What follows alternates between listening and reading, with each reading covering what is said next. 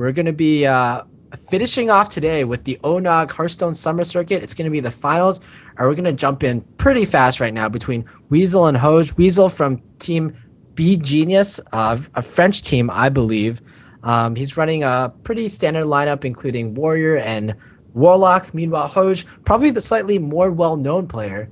He's done pretty well in Via game. He's done pretty well in qualifiers. I believe he's actually qualified for the next Gfinity tournament next in a few weeks, I believe, right? I think he qualified for the next one after that. I don't think it's the one coming up because they had kind of a bit of a delay on it. Hawkeye's next one, but I don't think I'm not sure about Hoj, but Hoj is a player that I'm surprised hasn't been signed by anyone yet. He's definitely an up-and-coming talent within the EU and kind of the world scene itself. So it'd be nice to see like a sponsorship recognize his talents. And today might be a tournament that can show these sponsors that he's got this ability. And he's been fairly consistent and he works fairly hard from what I can see. Oh yeah, definitely. He definitely plays in a lot of open qualifiers. That's probably one of the reasons he was able to qualify for Via Game House Cup, and that's why he's able to do so well in our ONOG tournaments. Even though this is his first time in the Final Four today, he's pretty much made it to at least round 3 every single time. So it looks like Weasel's going to be starting with his Warrior here. So both players do have Patron. There's no surprise Patron mirrors these days. And Hoj is going to be, looks like he's still rocking that phone, and he still has Pidgey on his shoulder. Very loyal Pidgey. Yeah, I wonder if one day he'll evolve into a beautiful Pidgeot. Maybe even a Mega Pidgeot. I just noticed actually he has a Pikachu in the background as well, so he's definitely a Pokemon fan. So wasn't just a random name. Who isn't? How old is Hoj actually? Do you have any idea? I don't know. I've never really spoken or met him. I've only ever seen him play. I would say he looks in his kind of early 20s. Okay, he is. We're getting word from production that he is 22 years old. So, I think maybe that's around the time the Pokemon craze hit. I know I was in 5th grade when that happened. So I think Hoj was probably like in 1st grade, just judging by the ages. So like when he was in 1st grade, Pokemon was like the new thing, and that's like about the demographic they were going for with it. So he's kind of like grown up with Pokemon over the last like 15 or so years. So I definitely can see how he's developed such a love for it. Maybe he even played the card game competitively. I don't know if he has or hasn't, but Green Sheep, Jirachi, I think it's another player who came up from kind of the competitive Pokemon scene into Hearthstone. Also, Chalky is a player who came from the competitive Pokemon scene. I've actually I didn't play Pokemon TCG too much, but I've actually had some pretty long talks about him about the metagame because I know a little bit about it, I guess. Yeah, I know enough that I owned cards when I was a kid. That's about it, really. Yeah. So we're actually having a little bit of trouble with the spectate in Hoj's hand, so we'll try and get that done as soon as possible. But looking at Weasel's hand here, he doesn't really have anything that can contest the Shredder just yet. But having that Forest Sun in his hand and the combo weighted is going to be a really big play for him coming up. Yeah, if he plays anything on this turn, I would suspect something like an Unstable Ghoul, which would let him just clear off this Shredder, kind of, or half the Shredder at least, with a Cruel Taskmaster next turn.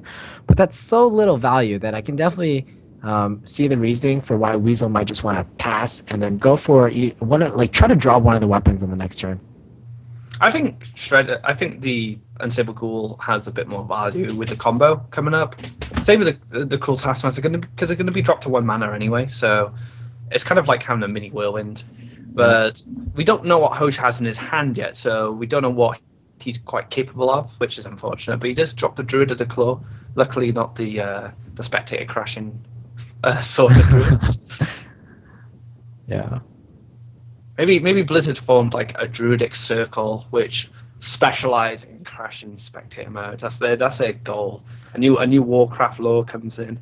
So we're being informed by production that the Druid from Hoj's side has permanently crashed the game, basically.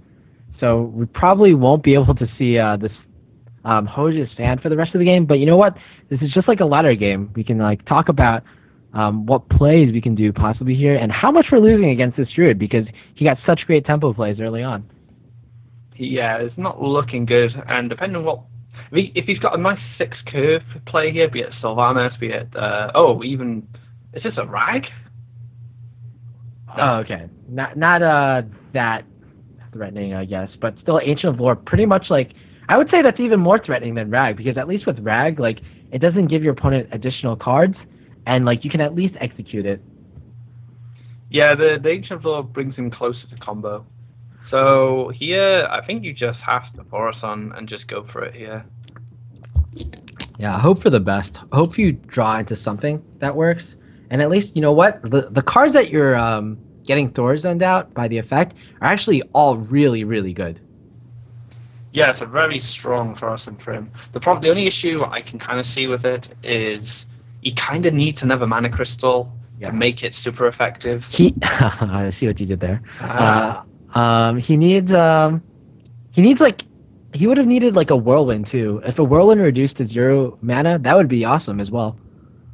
Yeah, it's kind of one of the tools he's missing, one of the pieces of the puzzle. And like I said, if he had that extra mana crystal, the combo next to him would be really good. But unfortunately, he doesn't. So Hosh actually goes for the trade there. You just want to get rid of it as fast as possible. So he probably doesn't have a Wrath or anything because using the Shredder would have been pretty good. But this Ancient of War is going to create a little bit of bother. He does have the Execute, but he doesn't really have a great. I mean, even if he deals with the Ancient of War here, the 2/4/4s, the 2/4 attack minions is going to still be sitting there. It's looking really bleak. Yeah, I guess so he can fit in Taskmaster and execute this turn, and then hopefully next turn he can go for the combo. But the issue there is like if you use the Execute in the Ancient of War, you don't really have too great of a way to deal with this Druid the Claw. Although I guess because you probably can Unstable Ghoul and then Inner Rage a Patron and deal 5 damage to that. So actually, in retrospect, that actually doesn't seem that bad. So in order to reduce some of the pressure on this board, I can definitely see just killing off this Ancient of War. And then next turn, if he doesn't die, which is somewhat of a possibility, I guess, I think he can be in a good position. Like this is certainly a position that he can claw back from. Yeah, it's just a bit of an awkward turn though. It's not something you want to be doing on 6 mana. You want to be able to do something else, but everything is in his hand is very much geared towards that combo now. So he didn't really have much of another play to do. But like you said, he could. Hosh doesn't seem to have lethal this turn, I don't think. I think he would have done it already. So maybe he will have an opportunity next turn now to be able to rebuild his kind of presence in the game. And Patrons are definitely a deck that can do that very easily. Yeah. If Hosh doesn't develop enough, or if he develops too many small minions, this game can turn around once again, though. And I'm not sure about this minion. He develops like kind of like 2 small minions, and this just might backfire because of the like the amount of patrons that can possibly spawn here.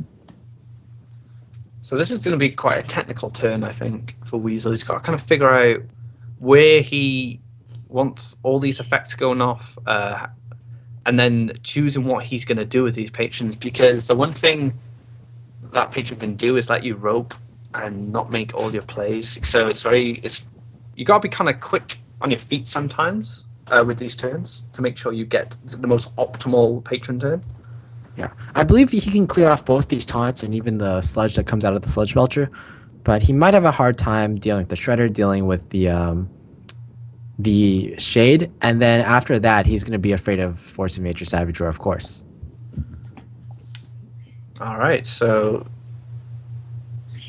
lots of patrons coming out. The rope is going down. He's probably queued most of his attacks in here. But he does develop a pretty sturdy board, but it's not going to matter if Hosh has a combo. That's not the best minion for Weasel. But at least he gets most of the board cleared, and if his opponent kind of is drawing dead for the next 2 or so turns, then he might have a chance because this board is fairly threatening. Yeah, and he has a Battle Rage as well. So, and he'll be able to slam his free patron if it doesn't get cleared and battle rage if he needs to. He has another war song as well. So as long as I would say if the free patron stays alive, it's probably really good for him. But we have no idea what Hoj has here. Yeah, I mean, we haven't seen any rats though, so that's definitely a possibility. We haven't seen any keepers, so you have to imagine there's some way for Hoj to deal with this board. so he's having another card he picked up off the top. I really want to know what he has. Oh, spectator mode. So the Wrath comes down. I think it pretty much takes out the most valuable minion on the board there. And swipes. This is one of the rare cases where swipe was pretty good, but you still have to use it with Wrath to make it efficient, because he would have just spawned more patrons, which kind of shows the weakness of swipe in Druid, unfortunately. Ooh, and this is kind of a Sophie's choice here. What do you slam? And I think you actually probably want to slam the Acolyte, right? Because you get a lot, but you get 4 draws if you do that, and then you hopefully draw into something that can clear off the shade. He goes for like the way more defensive play, and I'm not sure if I like that. Like it's doesn't feel like a play that you can win with. Yeah, drawing 4 cards is a winning play, because the Druid will be on 3 cards, so you'll have hand advantage and you'll have board advantage as well. Mm-hmm. Yeah, like if a keeper comes down and he's able to clear off this Acolyte, then that's just not too many cards. Like he's gonna be able to draw 3 cards on the next turn at least. Okay, probably quite a few more. Is that gonna be enough though? I don't think it is. Well, you have to also keep in mind there's only 1 card in Hoj's hand, so he doesn't have that much steam left. And if it's something like a Savage Roar without drawing Force of Nature, it could give Weasel like 2 free turns, which could help him completely get back into this game. Yeah, he's not out of it just yet, because obviously 1 card in the Druid hand may not be enough to finish it off. Although Druid have a lot of options to do that. He still has a chance. I like a Death Spite here, actually. Clear up the 2/3 and armor up, and it gives you that whirlwind effect for next turn with the Frothing Berserker and the Warsong Commander. Yeah, this Thorzane's going to be such a huge pain to tackle, though. Like, not because of the effect, but rather because it's just a 5/5 minion that is going to get at least 10 damage in, I feel. Yeah, he just needs... So if he gets Savage Roar now, that'd be enough. That's 10. Oh, Force of Nature. And there we go. Was that off? I think that was off the top as well. So no, I think it was he already had that card because it was reduced by Emperor. Show us the other card, Hoj. Come on. Work with us. It's probably the second Savage Roar. Alright. Or the second Force of Nature, rather. So Hoj takes a good win there with the Druid. Considered a bad matchup for Druid. But I think he just had a stronger mid-game, well, even the early game to an extent. He managed to get some bulky minions out pretty early, and Weasel didn't really have anything to have a way to deal with them, which is unfortunate for him. But he's not out of this yet. It's only a 1-0 lead. Yeah. We have a was it a mid hunter, or was it was kind of like a hybrid hunter, I guess. Hoj was running, right? That high mains have Wolf Rider, so. Did it have Wolf Riders? Yeah, he finished the game with a Wolf Rider. But he had an explosive. He had an explosive in there as well, so I guess you could call it hybrid. Yeah, I mean, like, just everyone's running different traps these days. It's just like a complete mess, to be honest. And it really helps out when like everyone on the tournament scene is running different traps. So it's actually like a scenario where like against different secrets, like for example against Mage, you're like, oh, that's like Mirror Entity, of course, or like against, if you see like Echo Mage cards, oh, that's definitely Duplicate. Against Freeze Mage, oh, you always know it's Freezing Trap or sorry, it's Ice Block or Ice Barrier. But against like Hunters, basically they can run like, they have the choice to run 5 different traps. And they're all like in some ways viable. Misdirection viable, Snipe even viable, and of course the other 3 are more commonly seen in decks. But just a really nice design from Hunter, basically, where all the traps are viable. But if you compare that with Paladin, for instance, I don't know, it's kind of strange. Yeah, Paladin just doesn't have anything in the term of secrets, and they're all one mana as well, so their value is greatly reduced, I think, from scientists as well, and they're not as good. I mean, like you said, like the one thing Hunter is quite cool for right now, and I've seen it myself playing against it and playing with it, is the versatility of traps, because predicting it's just going to be freezing could cost you board. I mean, if you make a play based an attack or a play based on you predicting it's freezing by, say, some of the cards you've seen, like a web spinner or something like that, and it ends up being snake or something, it could actually put you in a very bad situation. So Hunter kind of have that edge in a way right now with their traps. Oh yeah, exactly. Now we're just taking a small breather because Hoj is trying to fix his spectator client. It's a spectator bug related to the fact that he's playing on his phone right now. So I think all he has to do is restart Hearthstone on his phone, and he'll get back to us right away. Meanwhile, it's quite interesting. We have to say that like 2 of the 4 players today were playing Hearthstone on their phones, and it just showed how Hearthstone has evolved. I know a lot of like my real life friends, they're getting into Hearthstone basically because it's on phone, and whereas like your other option is basically to play Candy Crush. And who wants to play Candy Crush? Yeah. Who wants to crush candy when you can crush ogres instead?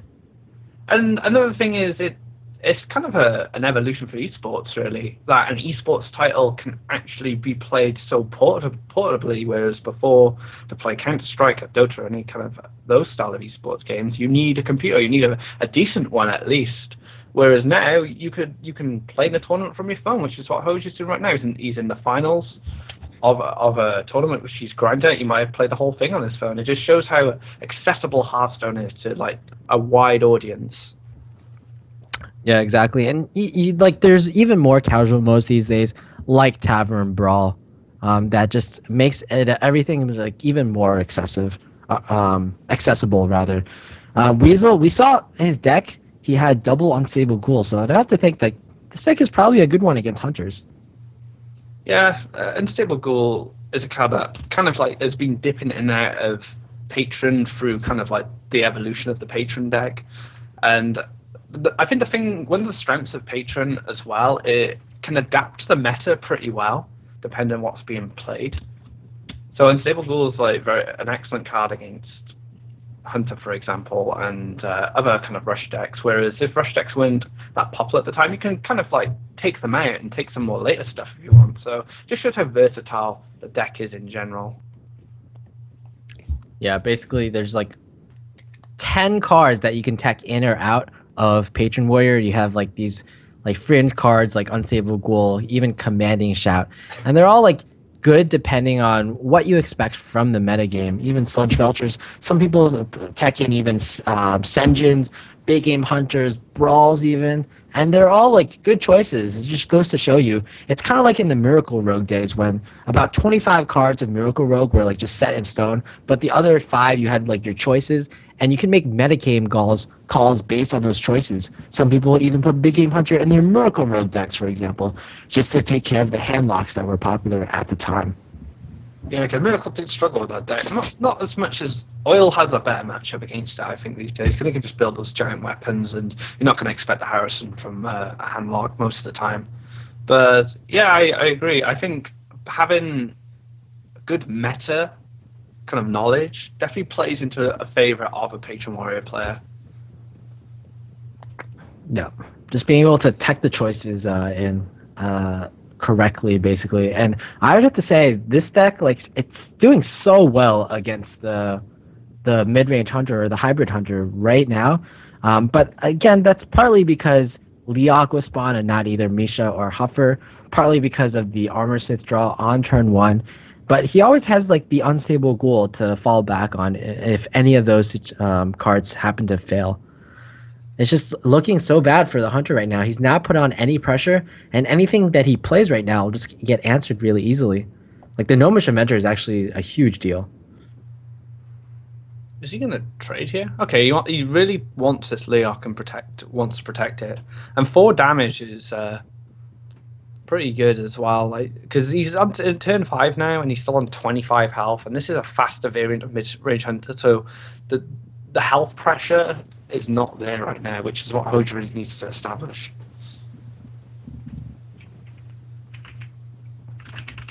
Okay. Yeah, just not a really interesting turn here, but we're gonna take a very short break. We're gonna try something with the call, try to make the sound and a little quality a bit better here. We'll be back in about 10 seconds.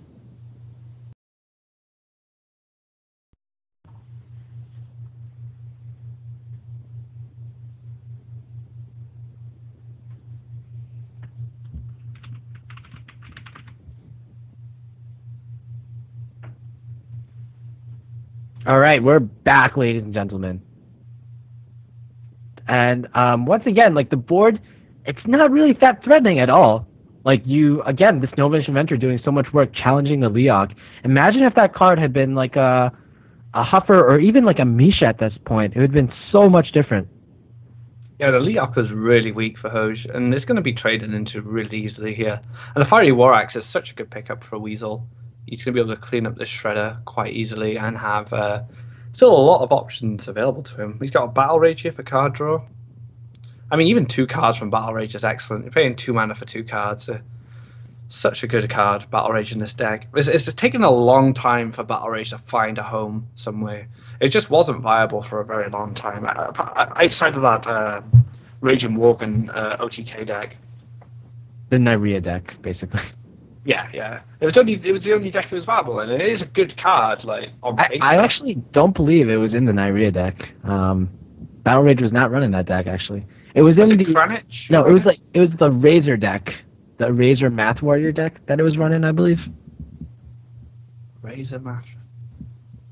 I'd have to look at that list to remember it. But actually, let's get back to the game because this Snow Chugger drop is actually really relevant now, because he can just go for face, and well, I think it's actually a bit more difficult now because he has such a good trade with the Gnomish Inventor with the Snow Chugger, but he also wants to freeze his opponent. Yeah, what do you value here more? I think he's just going to go for it. He's got the kill command in hand. He's just dropped the Haunted Creeper, which is quite sticky. It's quite hard to clear most of the time. Yeah, we were talking about how this hand was like so good for Weasel the entire time, but throughout the entire game, Hoj has just been chipping in bits and bits of damage in, and now it's actually looking pretty awkward for Weasel at this point. He can throw the Armor Smith down, but he just like can't clear anything, or he can't clear everything basically. And basically, this Haunted Creeper will almost certainly stay up. Kill Command will get some work in there, and then Arcane Golem followed up by a Hero Power that's so much damage. The Unstable Ghoul, though, in combination with the Armor Smith, could get some work in. Yeah, it's not looking good for Weasel. He's got to gain health and clear the board, ideally. I don't know how he's going to quite achieve that. It's interesting that Hoj we were saying, like, Weasel seemed pretty safe. He was at like 25 health turn 4, and now turn 7 he's at 9. So it just shows how much difference a Huffer can make really over a Leok. Yeah, especially in this situation. Oh, that's actually a pretty good play here. I was thinking like there was almost no way that Weasel could survive the next turn. Oh wait, he doesn't clear the Huffer. Oh, if he actually went for the Huffer, I think Kill Command wouldn't have gotten the value. And is this still lethal here? Yeah, most certainly. He can clear the Ghoul with the tokens and the Snow Chugger, hit for 4, Kill Command, Arcane Golem, right? Oh no, how much health does he gain? Yeah, exactly. That's what I was referring to, because that's 4 health that he would gain from just armoring, from the Armor Smith rather. And that would put him up to 15 HP. So, Huffer. You can do 13. So there's 3 plus 4 plus 5 damage. That's 12 damage in hand. I believe that's still enough. That's 16 damage.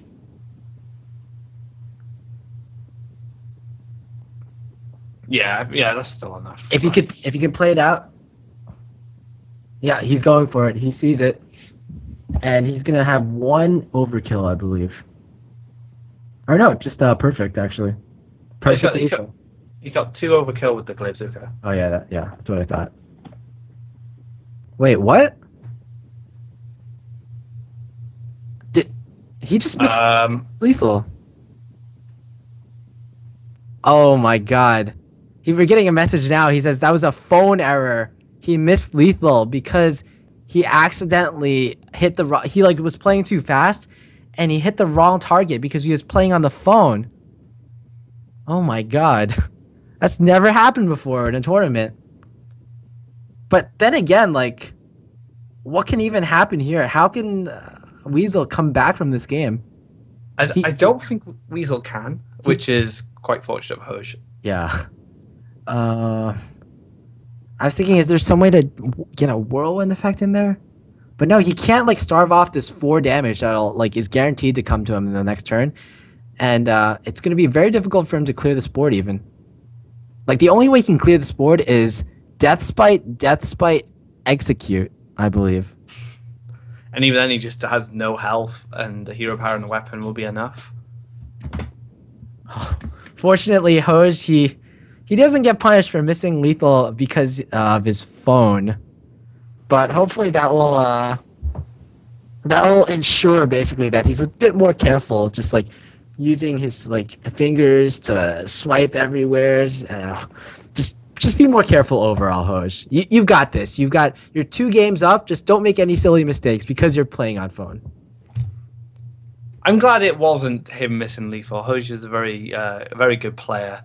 And we were both pretty gobsmacked when we saw it. We were like, what's going on here? Did he? But he didn't miss it. It wasn't a phone error. And I guess that's... I can imagine playing on the phone under pressure, especially when the rope is going down and you have to make some quick decisions, that it can get a bit messy. And I think that's evidence right there. Yeah. We're going to have possibly our final match of the day. Paladin from Weasel, his very unique brew of Paladin has Emperor Thorzane and Kel'Thuzad versus the Warlock of Hoj, which I believe is the Zoo, right? Yeah. Well, the mid-lock. So this is... See, originally, Paladin could fight off Zoo with the right... drawing like Consecrates and stuff like that, being able to clear the boards quite easily, but I think the mid-lock gives it a lot more trouble because of all the high-end stuff that Zoo didn't have before. And also just the fact that like shielded